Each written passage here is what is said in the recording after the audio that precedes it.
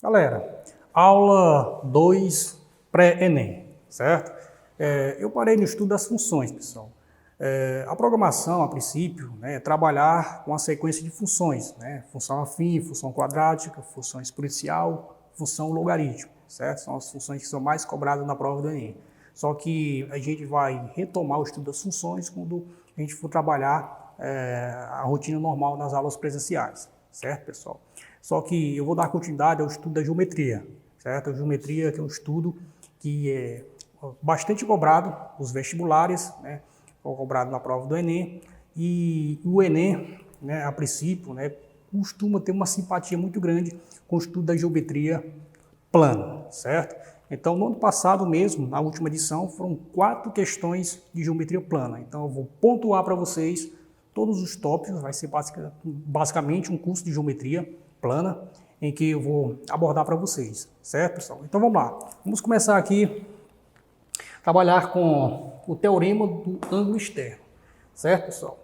O teorema do ângulo externo é o seguinte, ó. Nós temos aqui um triângulo, certo? Um triângulo de vértices A, B e C, em que nós temos aqui os 3 ângulos internos, certo, pessoal? Esses 3 ângulos internos aqui, do triângulo aqui, eu posso muito bem estabelecer uma relação com esse ângulo externo aqui, certo, pessoal? Esse ângulo externo aqui nada mais é do que a soma dos outros 2 ângulos internos não adjacentes, beleza, pessoal? Então, ó, esse ângulo Z aqui é o ângulo interno adjacente a esse ângulo aqui, ó, certo? Se você somar Z mais o ângulo externo, a soma entre eles vale 180, ok? Só que, você pegar esse ângulo aqui, ó, de fora, o ângulo externo, quando você for trabalhar com esse ângulo aqui, ó, se for relacionar ele com algum ângulo interno, né, a relação é essa daqui, pessoal, que o ângulo externo é a soma dos outros 2 internos não adjacentes, beleza? Então, uma aplicação clássica para uma situação como essa daí, ó, é nesse exemplo aqui, ó, que eu passei para vocês. Está aqui a figura, uma figura parecendo com uma estrela, né? Uma estrela solitária, né? Então, nós temos aqui a medida de alguns ângulos aqui, ó, em cada vértice, só que ele pede para determinar a medida de alfa, certo, pessoal? Como é que eu faço para descobrir a medida de alfa? Para descobrir a medida de alfa, é super tranquilo, pessoal. É só você fazer uma observação aqui na figura e você conseguir enxergar o ângulo externo em relação a alguns triângulos que eu posso muito bem contemplar aqui na figura, ó. Por exemplo, professor, que questão é essa daí, professor? Eu olho para a figura e não consigo enxergar uma forma de conseguir descobrir, né, o ângulo alfa. Veja só, pessoal, como a gente está trabalhando com triângulo, é muito bom a gente pensar num triângulo, certo, pessoal? Então, seria essa ideia aqui, galera. Por exemplo, se você for descobrir um determinado valor que é um parâmetro, né, é uma incógnita, então é muito bom você trabalhar com aquela figura em que aquele parâmetro está inserido, certo? Por exemplo, aqui, ó, nós temos aqui a nossa variável em estudo, aqui é o ângulo alfa. É justamente o ângulo alfa que eu quero determinar, certo? O ângulo alfa, ele é o ângulo referente a esse triângulo aqui, ó, certo? Então, como eu estou trabalhando aqui com o triângulo, seria muito legal a gente preencher os ângulos aqui, ó, desse triângulo aqui. Sei lá, eu posso muito bem chamar esse ângulo aqui de x, e esse aqui eu posso muito bem chamar de y, certo, pessoal? E uma coisa é fato, que esses 3 ângulos aqui são ângulos internos de um triângulo. Então, se você somar aqui, ó, alfa mais y mais x, isso aqui é justamente 180 graus. Beleza? A questão é, galera, quem é x, quem é y? Porque para eu descobrir alfa, primeiro tem que saber quem é x e tem que saber quem é y. Só que esses valores aí são desconhecidos. Então, eu vou ter que fazer algumas observações aqui na figura. Vai ter que tentar enxergar. O legal da geometria é o seu poder de observação, galera. Tem que ter um poder de observação muito grande, para você conseguir enxergar e interpretar uma determinada figura, certo? Tá um pouco complicado a gente enxergar, tá, mas vamos aqui analisar com calma. Como a gente está trabalhando com ângulo externo, é só você pensar x e y como ângulo externo, né, de um triângulo aí. Que triângulo que eu posso enxergar? Por exemplo, se eu tomar x como ângulo externo, o que é que acontece? O ângulo x aqui, ele é um ângulo externo. Ele é o ângulo externo desse triângulo aqui, ó, se vocês perceberam. O triângulo que eu vou destacar aqui de vermelho. Então, esse triângulo aqui, ó, que eu estou pintando, né, o seu contorno de vermelho é justamente um triângulo em que o seu ângulo externo, um dos ângulos externos desse triângulo aqui, é o meu x. Ora, x é um ângulo externo desse triângulo.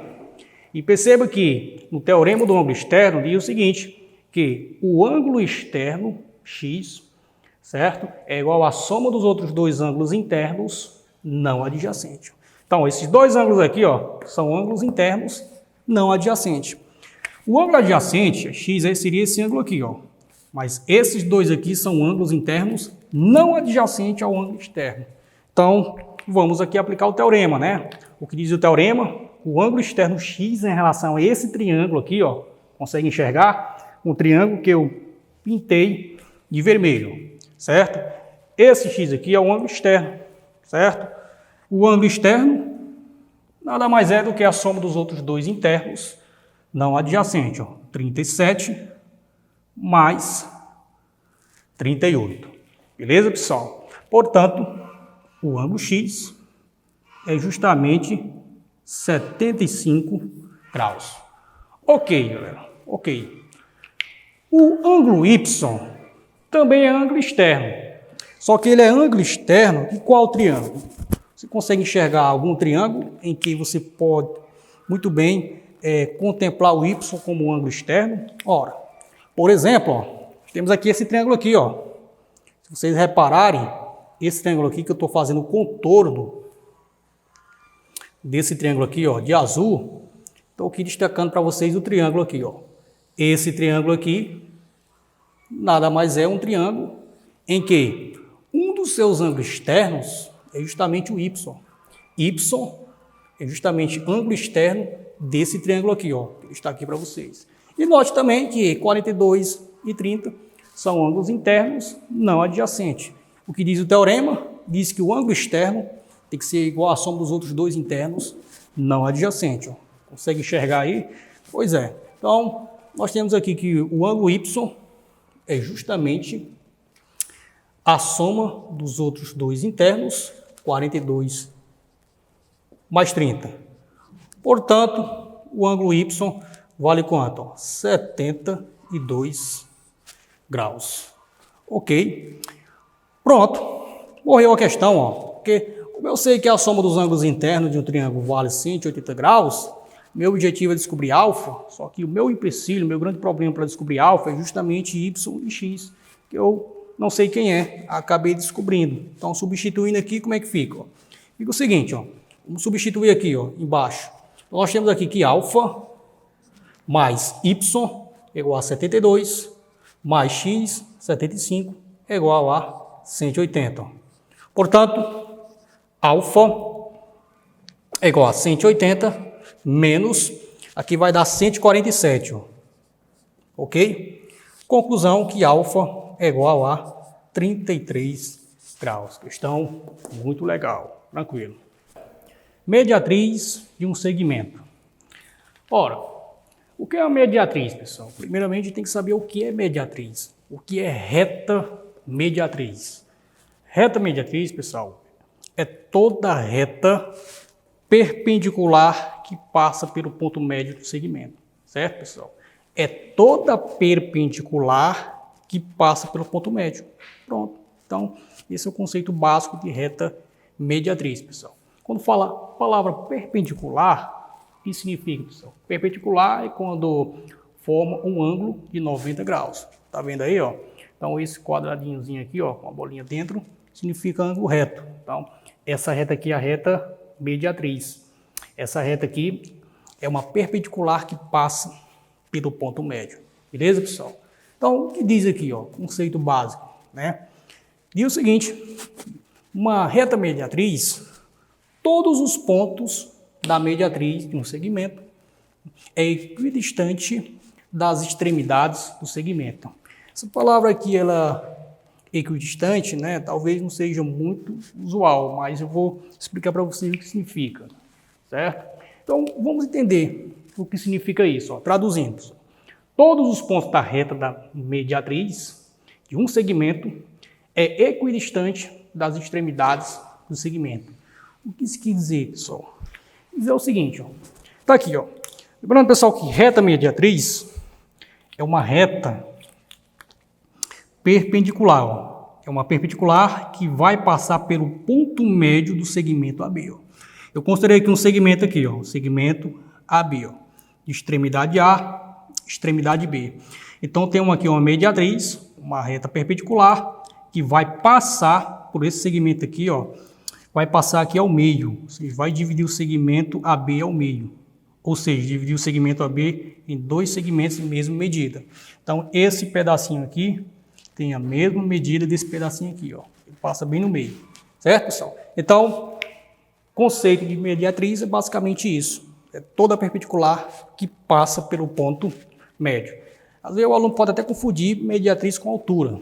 Galera, nós sabemos que a altura, ela forma uma perpendicular, certo? Só que a altura não é garantido que vai passar pelo ponto médio de um lado, certo, pessoal?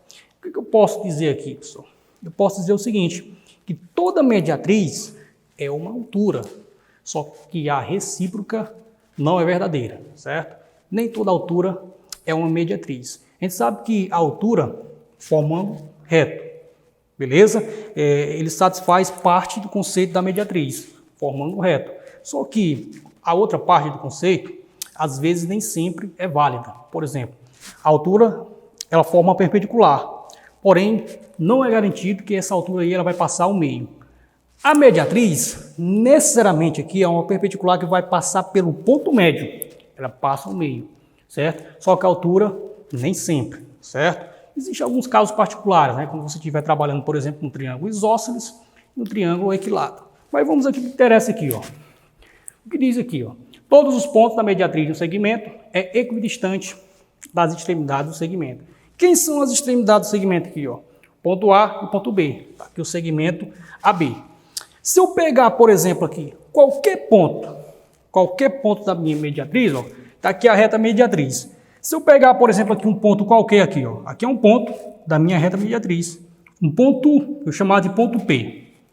Beleza? Esse ponto P aí, quando você conectar ele com o ponto A e quando você conectar ele com o ponto B, a distância vai ser a mesma. Então, é isso que quer dizer.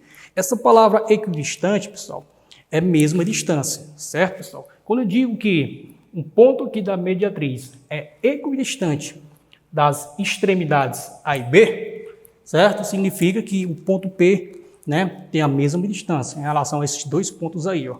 Ou seja, quando você for traçar aqui, ó, o segmento PA, certo? E você traçar o segmento PB, a distância do ponto P em relação ao ponto A é a mesma distância do ponto P em relação ao ponto B. Ó. As distâncias são a mesma. E o que garante isso? O que garante é o seguinte, pessoal, é só você perceber visivelmente, ó, que temos aqui dois triângulos congruentes, né, ó. Triângulos que são congruentes são triângulos que possuem a mesma área. E possuem a mesma área na razão pela qual esses dois triângulos aqui, ó, possuem a mesma base e a mesma altura, ó. Aqui a base é a mesma e a altura é em comum. Então, nesse triângulo aqui, ó, então um triângulo aqui, ó, uma base, se eu chamar aqui de x e a altura de y, o que acontece agora se você analisar esse triângulo aqui, ó? A base é a mesma, x, e a altura é a mesma, y. Conclusão, que se esses dois triângulos aqui possuem a mesma base e a mesma altura em comum, eu posso concluir que o segmento PA vai ser igual ao segmento PB. Pronto. Então, é isso que quer dizer, ó. Qualquer ponto que você tomar aqui, ó, da mediatriz, a distância desse ponto aqui da mediatriz em relação às extremidades do segmento vai ser a mesma. Por exemplo, se eu traçar aqui, sei lá, um ponto Q, ó, ponto Q bem aqui. Se eu traçar aqui um ponto Q bem aqui, ó, a distância do ponto Q até o ponto de extremidade A vai ser a mesma distância do ponto Q até o ponto de extremidade B, ó. Beleza? Então, qualquer ponto que você tomar aqui da mediatriz, a distância é equidistante em relação às extremidades do segmento. Tranquilo? Ficou bem claro, né? O conceito de mediatriz de um segmento. Base média de um triângulo, pessoal. O que é essa base média? Você vai aplicar, né, nos exercícios, né, alguns conceitos em que vai envolver justamente essa técnica aqui, ó, da base média. Se você estiver trabalhando principalmente com um triângulo retângulo, ou quando você estiver trabalhando com algumas figuras em que você pode demarcar pontos médios, né? Você trabalhar com figuras em que você fizer as demarcações dos pontos médios, pode ter certeza que uma das ferramentas bem úteis para você resolver vários problemas da geometria é justamente essa daqui, ó, base média. Então vamos lá. O que é essa base média aí? Temos aqui um triângulo ABC, ó, qualquer. Digamos que M, ele é ponto médio do lado AB, ó. Ou seja, o M vai de AB ao meio, certo? E digamos que N é ponto médio do lado AC, ó. Ou seja, vai dividir AC em duas partes iguais. Ok, então, a gente sabendo que M é ponto médio e N é ponto médio, ao conectar esses dois pontos aqui, ó, esses dois pontos médios, você conectar esses dois pontos aqui, esses dois pontos vai determinar um segmento MN, de tal forma que esse segmento aqui, ele é a metade da base do triângulo. Beleza, pessoal? Então ficou bem claro. Ó. Então o segmento MN, certo? Ele é a metade da base do triângulo. Se a base do triângulo aqui for 10, aqui vai ser a metade, 5. Se a base aqui for 6, aqui vai ser a metade, 3. Ficou claro, pessoal? Se aqui for x, aqui vai ser x sobre 2. Tranquilo, pessoal? Na razão pela qual esses pontos aqui, ó, M e N, seriam pontos médios, né? E se esses dois pontos são pontos médios, então você vai obter um segmento MN de tal forma que esse segmento aí determina uma base média. Beleza, pessoal? Então, o que a gente pode tirar aqui, ó? Que MN, o segmento MN é base média, pessoal, certo? Ou seja, MN, o segmento MN é justamente a metade da base BC, ó. Ou seja, MN é justamente BC sobre 2. Ó. Tranquilo? Tranquilo. Ó. Exemplo, determine a medida da base BC, ó. Essa medida aqui, ó, da base BC. A base BC, você pode ver muito bem que isso aqui é igual a x mais 40. Sabendo que MN é base média. Pessoal, se MN, a medida do segmento MN é base média, então o que significa dizer, pessoal? Significa dizer o seguinte, que MN é a metade de BC, ó, certo? Ou seja, MN vai ser igual a BC sobre 2. Tranquilo? Então, vamos lá. Quem é MN aqui? Ó? X mais 10. Isso aqui é igual a BC. Quem é BC? X mais 40. Dividido por 2. Agora é só resolver essa equaçãozinha aqui. Ó. Então, nós temos aqui 2 vezes x dá 2x, mais 20 igual a x mais 40. Certo? Então fica 2x menos x é igual a 40 menos 20. X é igual a 20. Beleza, pessoal. Se x é igual a 20, agora é só substituir aqui, ó. Ele quer a medida da base BC. A base BC é justamente quem, pessoal? X mais 40. Então é só substituir, ó. BC é igual a x mais 40. Quem é x? 20. Então fica 20 mais 40. Isso aqui é justamente quanto? 60. Morreu o problema. Basicamente isso. Exemplo número 2, pessoal. Ó, nós temos aqui um losango aqui, ó, ilustrado nessa figura, como vocês podem muito bem ver aí, ó. Nós temos aqui, pessoal, um losango cuja característica de um losango é uma figura plana em que vocês sabem muito bem que todos os lados de um losango, né, são iguais, possuem a mesma medida, certo, pessoal? E as diagonais do losango aqui, eles vão se interceptar formando ângulos aqui de 90 graus. Beleza, pessoal. Nós temos aqui que o losango aqui, ó, temos aqui uma diagonal de um losango e nós temos aqui a outra diagonal de um losango. Temos aqui duas diagonais. Então, um quadrilátero, né, todo quadrilátero, né, independente se seja um losango, um retângulo, um quadrado, enfim, né, é uma figura plana que possui apenas duas diagonais. Ó. Nesse caso aqui é um quadrilátero, e um desses quadriláteros aqui é um losango, certo? A gente sabe que um losango possui duas diagonais, diagonal menor, diagonal maior. Então, vocês podem perceber muito bem, ó, que essa diagonal aqui, ó, é a diagonal menor, certo? E essa diagonal aqui é a diagonal maior, que mede 12. A menor mede 10. Ok, galera. Bom, o que eu quero aqui determinar, pessoal? Eu quero determinar a área do quadrilátero cujos vértices são pontos médios dos lados do losango. Ok, galera? Então é isso que eu quero determinar. A área de um quadrilátero cujos vértices são pontos médios do losango. Beleza, pessoal? Como é que eu faço para determinar isso aqui, ó? Que é muito simples, ó. Tá aqui, ó. Já demarquei aqui os pontos médios aqui, pessoal. Certo? Dos lados do meu losango.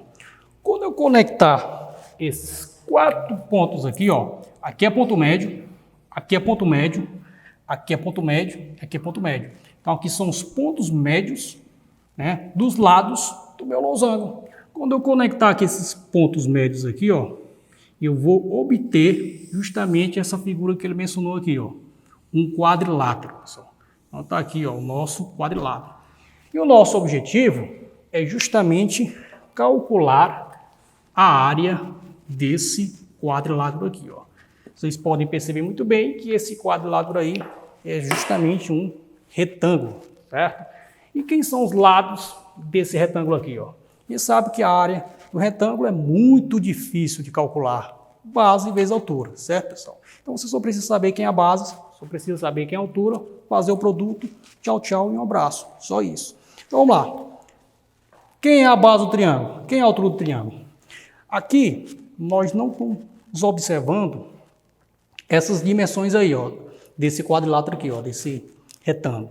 Nós conhecemos o que? As duas diagonais que ele deu, ó. Diagonal maior, que é 12, diagonal menor, que é 10, certo? Mas eu acabei de mostrar para vocês o conceito básico, né, de base média de um triângulo.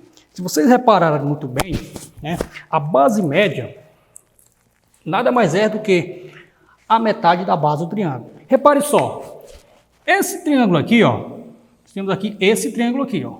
Vamos olhar aqui para esse triângulo aqui de cima, certo, pessoal? Tá aqui o triângulo aqui de cima. Como esse ponto aqui é ponto médio, e esse ponto aqui também é ponto médio, quando você unificar esses dois pontos médios, você vai determinar um segmento de tal forma que esse segmento aqui ele é base média. Lembrando, pessoal, que base média é justamente a metade da base do triângulo. A base desse triângulo aqui, ó, que é justamente a diagonal maior, né, desse losango, é 12. A base média é a metade, então aqui vai ser 6. Veja só, observe também esse triângulo aqui, galera. Aqui esse triângulo aqui, ó. Você está observando aqui à direita, né, a minha imagem. Esse ponto aqui é ponto médio desse lado do triângulo. Esse ponto aqui também é ponto médio. Quando você conectar os dois pontos médios, você vai determinar um segmento, de tal forma que esse segmento aqui ele é base média do triângulo, ou seja, ele é a metade da base do triângulo. Se a base do triângulo aqui, ó, é 10, certo? A base desse triângulo aqui coincide com a diagonal menor do losango, esse aqui mede 10, então a base mede a metade. Aqui vai ser 5. Pronto, morreu, acabou o problema. Para você calcular a área do quadrilátero, né, é só você fazer com o produto base vezes altura, que é a área do retângulo. A área do retângulo nada mais é do que a base do retângulo 6 vezes a altura do retângulo 5. Base vezes altura. Portanto, a área do retângulo é igual a 30 metros quadrados. Então, é só isso, pessoal. Acabou.